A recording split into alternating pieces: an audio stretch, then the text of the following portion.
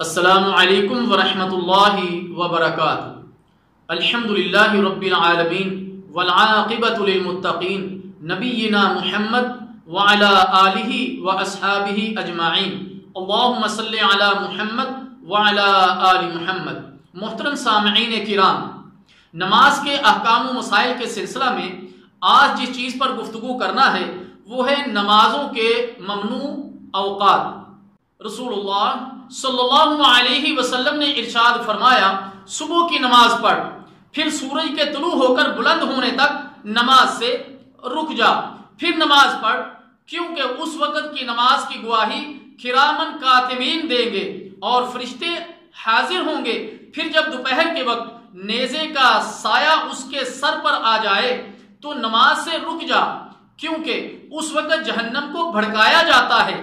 پھر جب سایہ آگے بڑھنے لگے تو نماز پڑھ، کیونکہ اس وقت کی نماز میں فرشتے گواہی دیں گے اور حاضر ہوں گے، یہاں تک کہ تو نماز عصر پڑھ لے تو پھر نماز سے رک جا یہاں تک کہ سورج غروب ہو جائے۔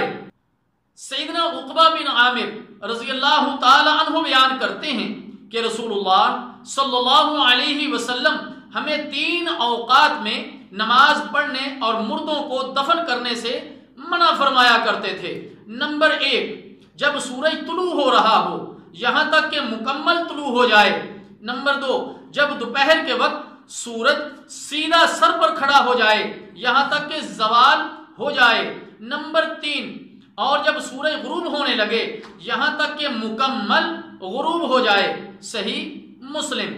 عصر کے بعد اگر سورج بلند اور صاف ہو تو نفل پڑھنے کی اجازت ہے۔ بی بی سیدہ عائشہ الصدیقہ رضی اللہ تعالی عنہ فرماتی ہیں، ما ترک النبی صلی اللہ علیہ وسلم السجدتین بعد العصر عندی قط۔ صحیح بخاری۔ نبی مکرم صلی اللہ علیہ وسلم نے میرے ہاں عصر کے بعد 2 رکعت پڑھنا کبھی ترک نہیں فرمایا۔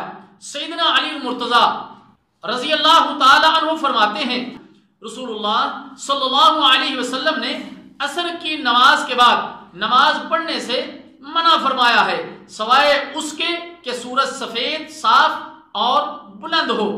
اگر نماز فجر لیٹ ہو گئی کہ سورج طلوع ہونے لگے تو نماز پڑھنے سے رک جائیں یہاں تک کہ سورج مکمل طلوع ہو جائے۔ اسی طرح اگر عصر لیٹ ہو جائے کہ سورج غروب ہونے لگے تو سورج مکمل غروب ہونے تک نماز پڑھنے سے رک جائیں۔ پیارے نبی صلی اللہ علیہ وسلم نے ارشاد فرمایا، جب سورج کی ٹکیا طلوع ہونے لگے تو نماز سے رک جاؤ جہاں تک کہ مکمل طلوع ہو جائے، اور جب سورج غروب ہونے لگے تو نماز کو مؤخر لیٹ کرو یہاں تک کہ مکمل غروب ہو جائے۔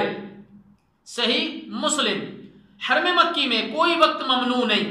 رسول اللہ صلی اللہ علیہ وسلم نے ارشاد فرمایا، تم دن اور رات کے کسی بھی وقت میں اس گھر یعنی بیت اللہ کا طواف کرنے اور نماز پڑھنے سے کسی کو نہ روکو۔